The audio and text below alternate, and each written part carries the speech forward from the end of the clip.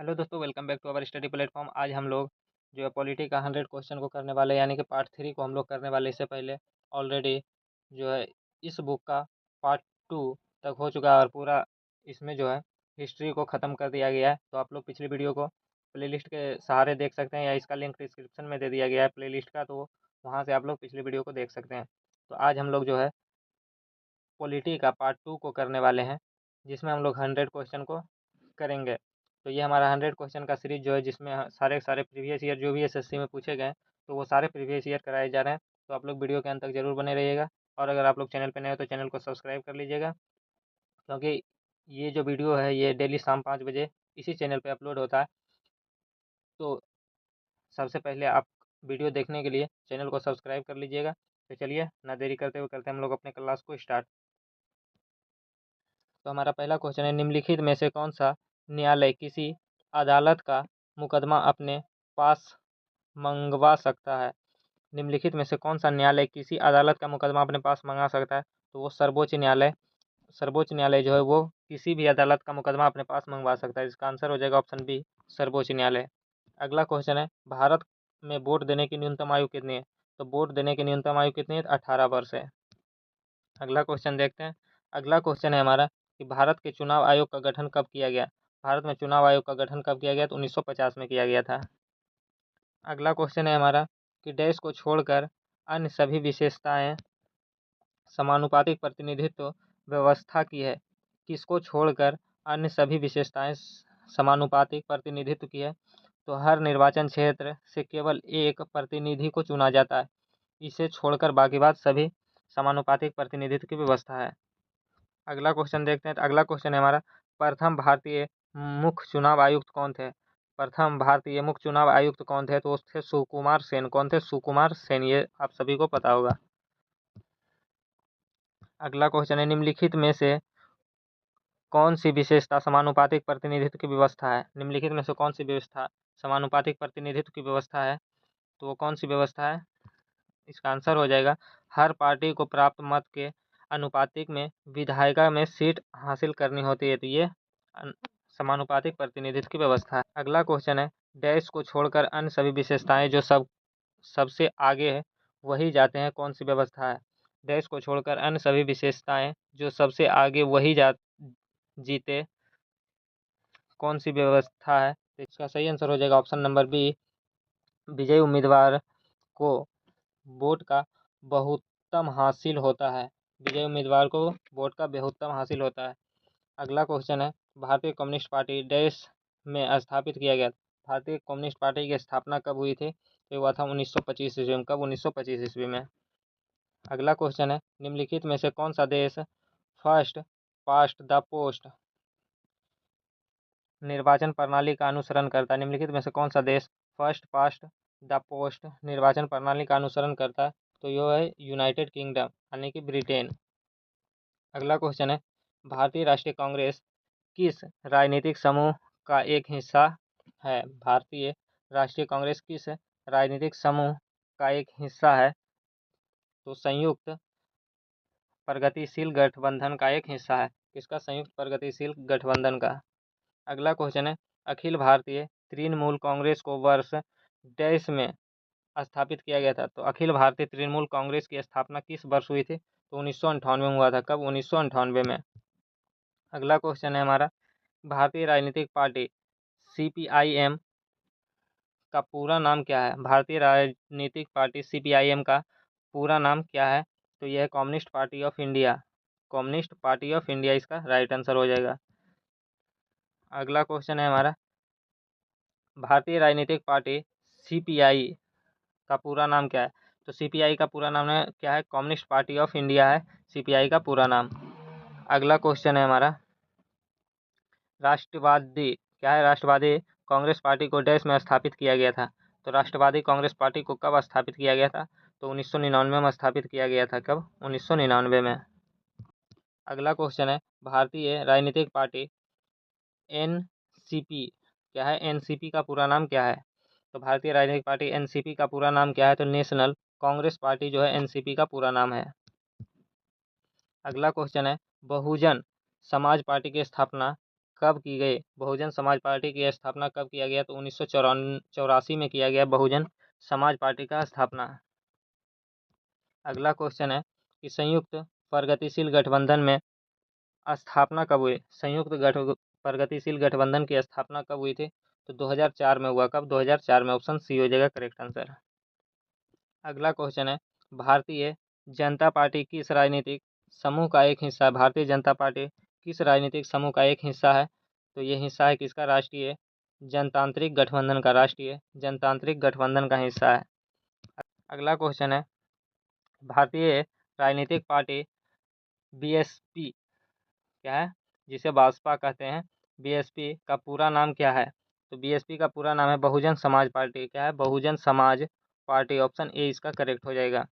अगला क्वेश्चन है कि भारतीय राजनीतिक पार्टी एआईटीसी का पूरा नाम क्या है? भारतीय राजनीतिक पार्टी एआईटीसी का पूरा नाम क्या है? तो ऑल इंडिया तृणमूल कांग्रेस है। ऑल इंडिया तृणमूल कांग्रेस किसका नाम है? तो एआईटीसी का पूरा नाम है। अगला क्वेश्चन है भारतीय जनतांत्रिक गठबंधन की स्थापना कब हुई? भारतीय जनतांत्रिक गठबंधन की स्थापना कब हुई? तो 1998 में हुआ था भारतीय जनतांत्रिक गठबंधन की स्थापना। अगला क्वेश्चन है भारत के नियंत्रक महालेखा परीक्षक निम्नलिखित में से किसकी प्राप्तियों और व्यय की लेखा परीक्षा नहीं करते हैं? किसकी? भारत के जो नियंत्रक महालेखा परीक्षक होते हैं वो किसकी प्राप्तियों और व्यय के लेखा परीक्षक नहीं करते हैं? तो वो स्थानीय निकाय की लेखा परीक्षक नहीं करते हैं। ऑप्शन ए हो जाएगा करेक्ट आंसर। अगला क्वेश्चन है भारत के नियंत्रक एवं महालेखा परीक्षक किसके लिए जिम्मेदार नहीं होता है? भारत के नियंत्रक एवं महालेखा परीक्षक किसके लिए जिम्मेदार नहीं होता है? तो भारतीय रिजर्व बैंक का नियमन के लिए जिम्मेदार नहीं होता है। अगला क्वेश्चन है हमारा संसद की लोक लेखा समिति के अध्यक्ष कौन नियुक्त करता है? संसद की लोक लेखा समिति के अध्यक्ष की नियुक्ति कौन करता है? तो ये कौन करता है? तो लोकसभा अध्यक्ष करता है लोक लेखा समिति के अध्यक्ष की नियुक्ति। अगला क्वेश्चन है नियंत्रक एवं महालेखा परीक्षक प्राथमिक रूप से संसद की निम्नलिखित में से किस समिति से जुड़ा हुआ है? नियंत्रक एवं महालेखा परीक्षक प्राथमिक रूप से संसद की निम्नलिखित में से किस समिति से जुड़ा हुआ है? तो जुड़ा हुआ होता है लोक लेखा समिति से। किसे? लोक लेखा समिति से। अगला क्वेश्चन है निम्नलिखित में से कौन सी समिति प्रकलन समिति की जुड़वा बहन है?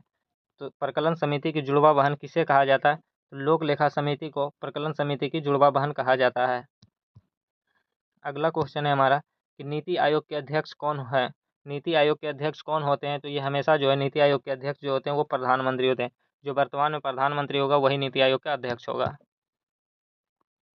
और आपको क्वेश्चन बताना है कि नीति आयोग का गठन कब हुआ था।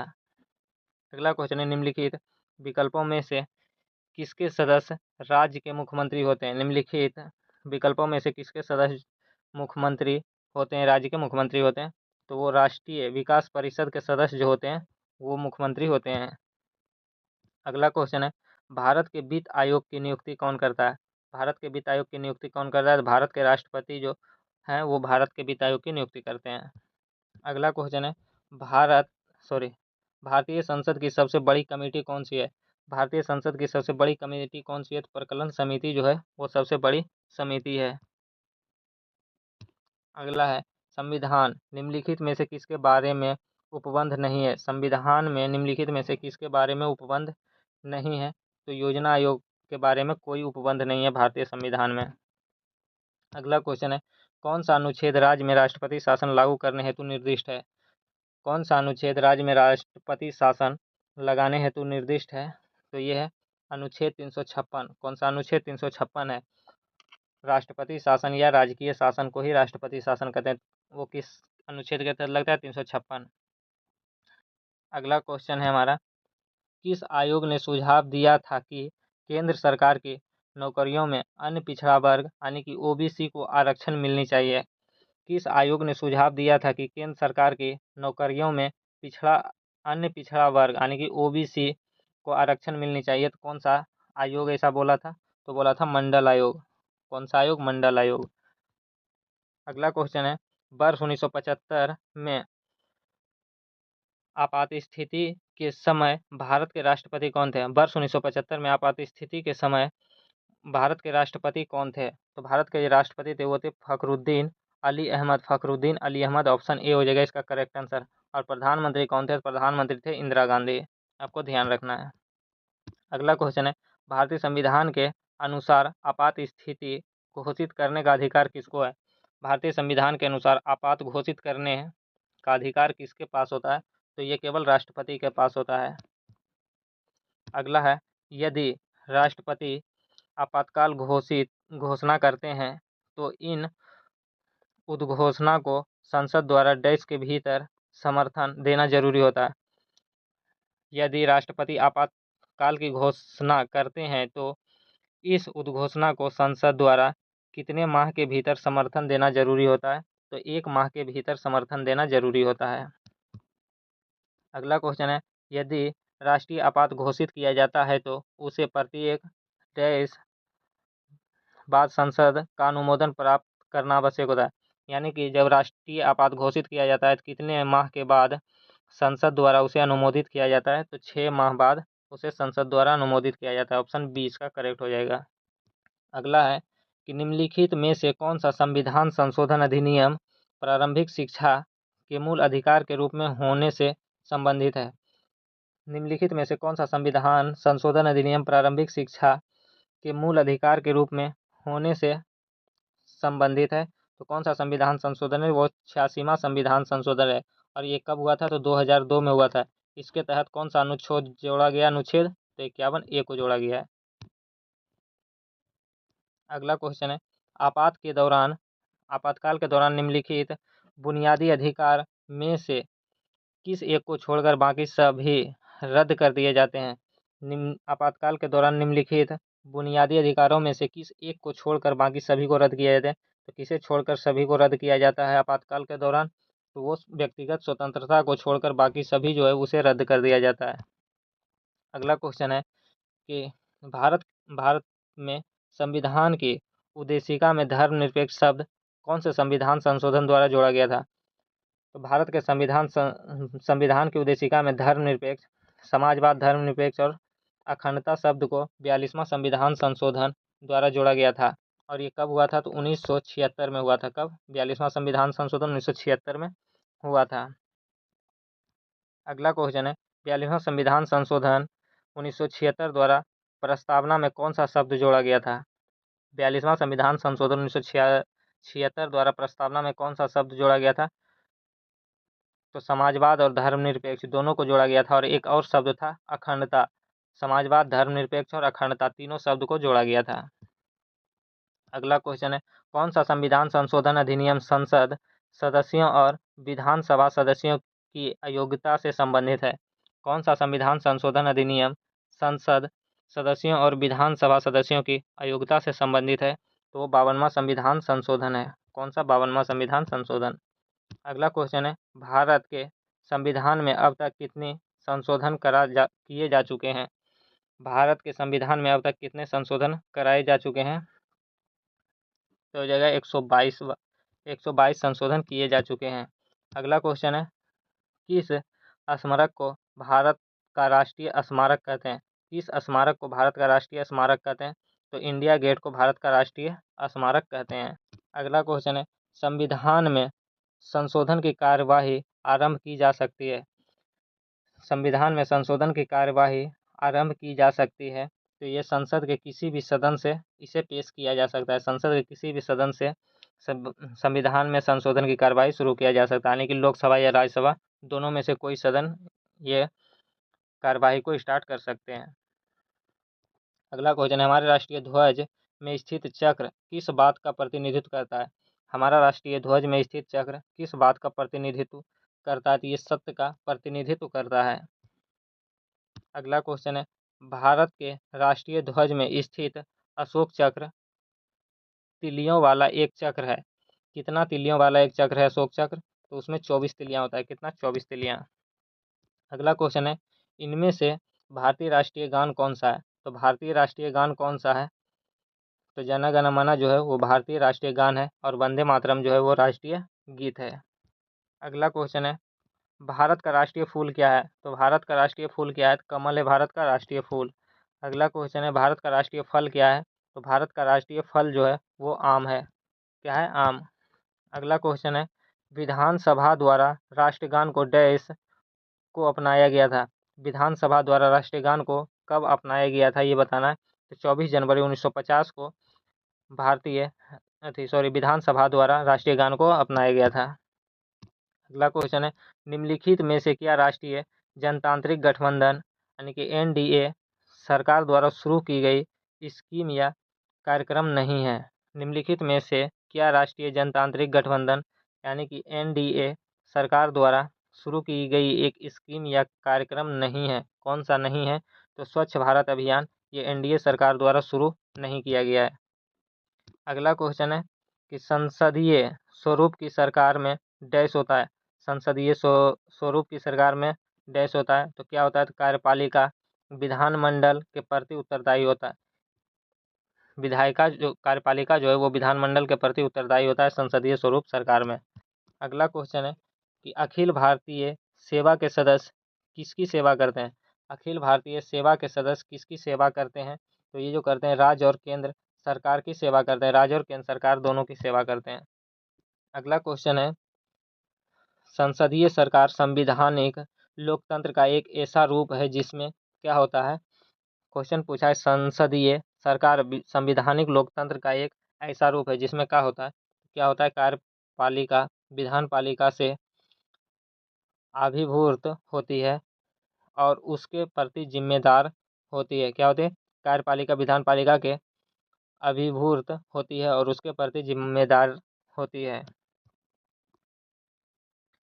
अगला क्वेश्चन है हमारा, राजनीतिक विज्ञान। राजनीतिक विज्ञान किसका विज्ञान है? राजनीतिक विज्ञान किसका विज्ञान है? तो राजनीतिक विज्ञान जो है वो किसका विज्ञान है? तो वो है राजनीतिक इंजीनियरिंग विज्ञान को राजनीतिक विज्ञान कहते हैं। अगला क्वेश्चन है हमारा कि जब किसी संसद सदस्य को यह लगे कि किसी मंत्री ने मामले के तथ्य को छुपाकर सदन का विशेषाधिकार भंग किया है तो उसके द्वारा उठाया गया प्रस्ताव क्या कहलाता है? जब किसी संसद सदस्य को यह लगे कि किसी मंत्री ने मामले के तथ्य को छुपाकर सदन का विशेषाधिकार भंग किया है तो उसके द्वारा उठाया गया प्रस्ताव क्या कहलाता है? तो उसके द्वारा उठाया गया प्रस्ताव जो है वो विशेषाधिकार प्रस्ताव कहलाता है। अगला है, भारत में पूर्व की तरफ देखो नीति। भारत में पूर्व की तरफ देखो नीति निम्नलिखित में से किस प्रधानमंत्री द्वारा प्रारंभ की गई थी?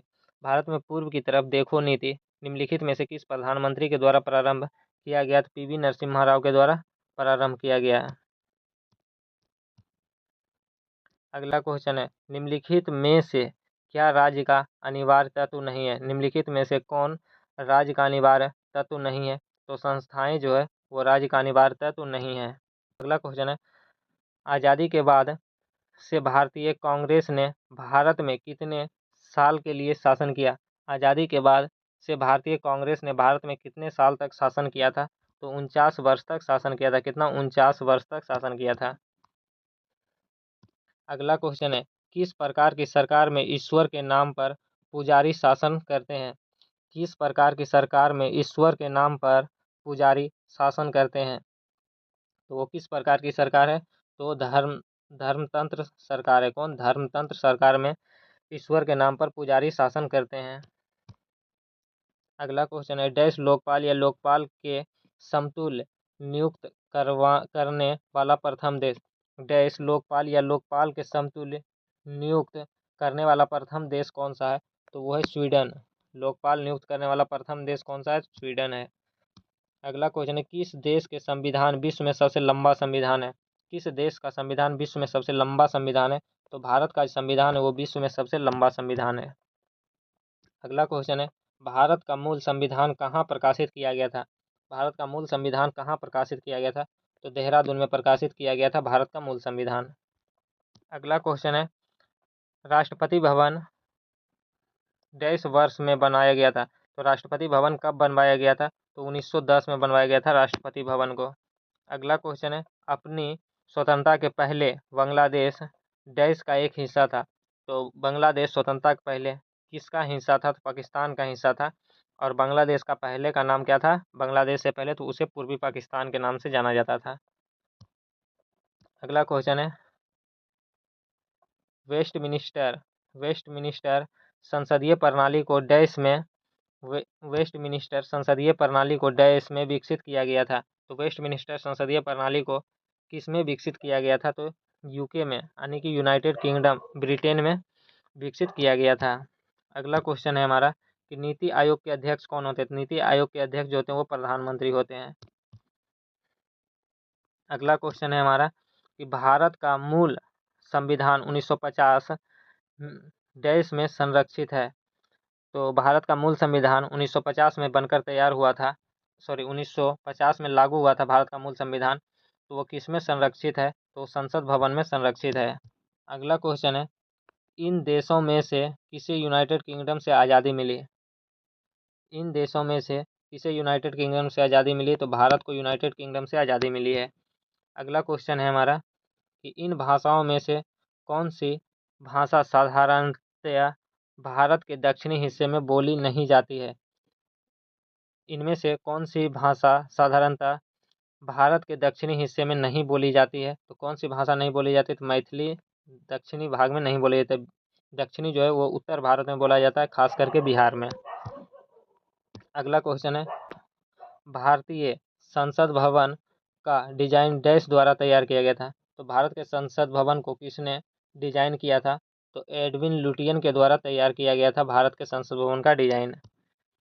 अगला क्वेश्चन है, भारत में कितनी भाषाओं को शासकीय मान्यता प्राप्त है? भारत की कितनी भाषाओं को शासकीय मान्यता प्राप्त है? तो 22 भाषाओं को शासकीय मान्यता प्राप्त है। अगला क्वेश्चन है, संविधान का निर्माण करने वाला प्रथम देश कौन सा है? तो संविधान का निर्माण करने वाला प्रथम देश कौन सा है? तो वो यूएसए है। यूएसए जो है वो संविधान का निर्माण करने वाला पहला देश है। अगला क्वेश्चन है हमारा, भारतीय राष्ट्रपति को ले जाने वाला किसी भी हवाई जहाज को बुलाने का संकेत है। भारतीय राष्ट्रपति को ले जाने वाले किसी भी हवाई जहाज को बुलाने का संकेत क्या है? तो उसका जो संकेत है वो है एयर इंडिया 1। क्या है? Air India 1। ऑप्शन बी इसका करेक्ट आंसर हो जाएगा। अगला क्वेश्चन है हमारा, भारत और चीन ने डैश वर्ष पंचशील समझौता पर हस्ताक्षर किया था। ये मोस्ट वीवीआई क्वेश्चन है, इसे आप लोग ध्यान रखेंगे कि भारत और चीन के बीच पंचशील समझौता पर हस्ताक्षर कब हुआ था? तो 1954 में भारत और चीन के बीच जो पंचशील समझौता हुआ था उस पर हस्ताक्षर हुआ था। कब? 1954 में। अगला क्वेश्चन है कि किस देश का संविधान विश्व के किसी भी सार्वभौम देश में सबसे बड़ा लिखित संविधान है? किस देश का संविधान विश्व में किसी भी सार्वभौम देश में सबसे बड़ा लिखित संविधान है? तो भारत का संविधान जो है वो विश्व का सबसे बड़ा लिखित संविधान है। अगला क्वेश्चन है, लोकतंत्र का तात्पर्य है कि सार्वभौम सत्ता डैश के हाथों में होती है।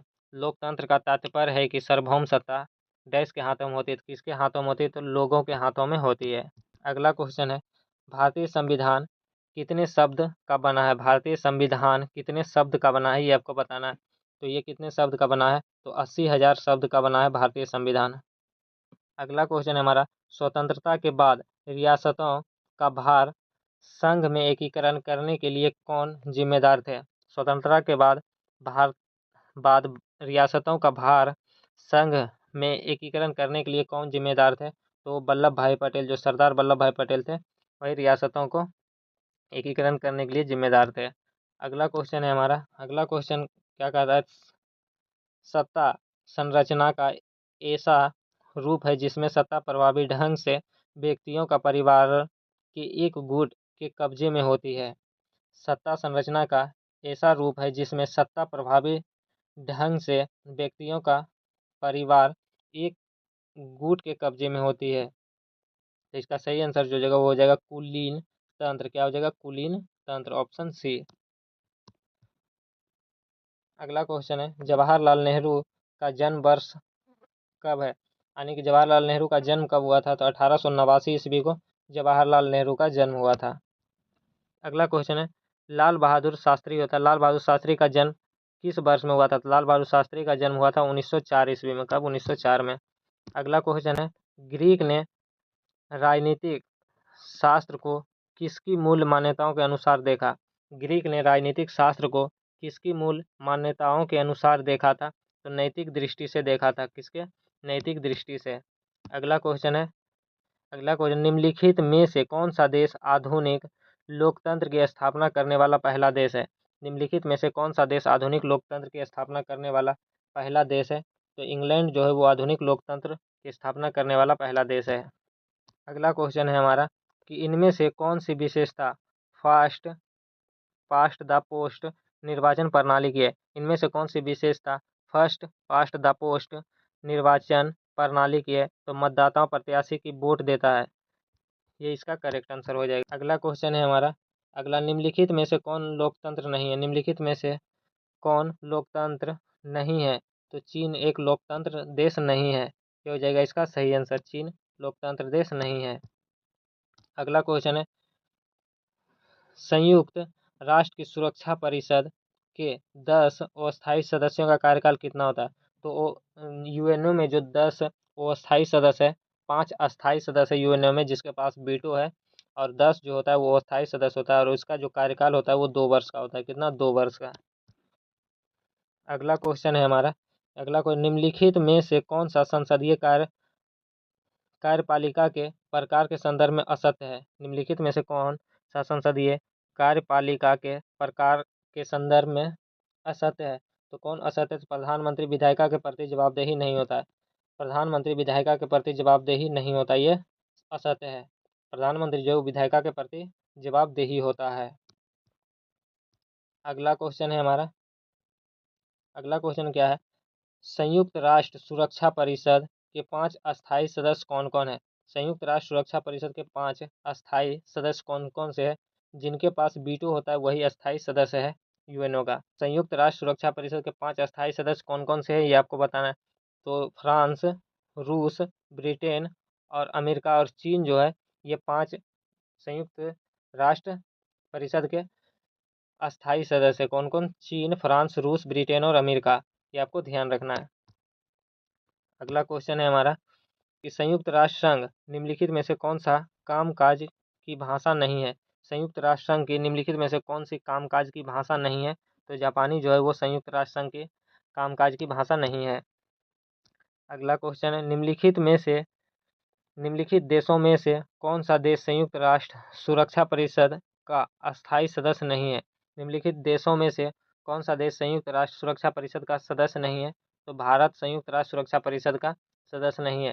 चीन, यूनाइटेड स्टेट, फ्रांस, अमेरिका, ये जो है 5 अस्थायी सदस्य है। भारत अस्थायी नहीं है, वो अस्थायी है। अगला क्वेश्चन, संयुक्त राष्ट्र सुरक्षा काउंसिल के अस्थायी सदस्य की संख्या कितनी है? संयुक्त राष्ट्र सुरक्षा काउंसिल के अस्थायी सदस्य की संख्या कितनी है? तो अस्थायी सदस्य की संख्या जो है वो 5 है। ऑप्शन 20 का करेक्ट हो जाएगा, 5। अगला क्वेश्चन है, देश का प्रथम विधि अधिकारी कौन होता है? देश का प्रथम विधि अधिकारी कौन होता है ये बताना है। तो देश का प्रथम विधि अधिकारी जो होता है वो महान्यायवादी होता है। कौन? अटॉर्नी जनरल जिसे कहते हैं, एजी, वो देश का प्रथम विधि अधिकारी होता है। अगला क्वेश्चन है, अगला क्वेश्चन है और हमारे सेशन का ये आखिरी प्रश्न है, राष्ट्र संघ का गठन किस युद्ध के अंत में किया गया? राष्ट्र संघ का गठन किस युद्ध के अंत में किया गया था? तो ये विश्व युद्ध प्रथम के अंत में किया गया था राष्ट्र संघ का गठन। तो ये था हमारा आज का सेशन। आई होप कि आपको सेशन पसंद आया होगा, और कल से जो है हम लोग ज्योग्राफी को स्टार्ट करेंगे। ज्योग्राफी में इंडियन और वर्ल्ड दोनों ज्योग्राफी को एक साथ देख लेंगे, और इसका जो है सेशन कल से हम लोग स्टार्ट करने वाले हैं ज्योग्राफी का। तो वीडियो आपको कैसा लगा कमेंट करके ज़रूर बताइएगा, और अगर आपको एग्ज़ाम रिलेटिव क्वेश्चन लगा होगा तो आप अपने दोस्तों में ज़रूर शेयर करिएगा, साथ ही साथ ग्रुप में भी शेयर कर दीजिएगा। और अगर आपको इसका PDF चाहिए तो वो टेलीग्राम चैनल पर डाल दिया गया है, पूरा बुक ही टेलीग्राम चैनल पर डाल दिया गया, तो आप लोग टेलीग्राम चैनल को ज़रूर ज्वाइन कर लीजिएगा। तो चलिए फिर मिलते हैं नेक्स्ट वीडियो में, तब तक के लिए जय हिंद, वंदे मातरम।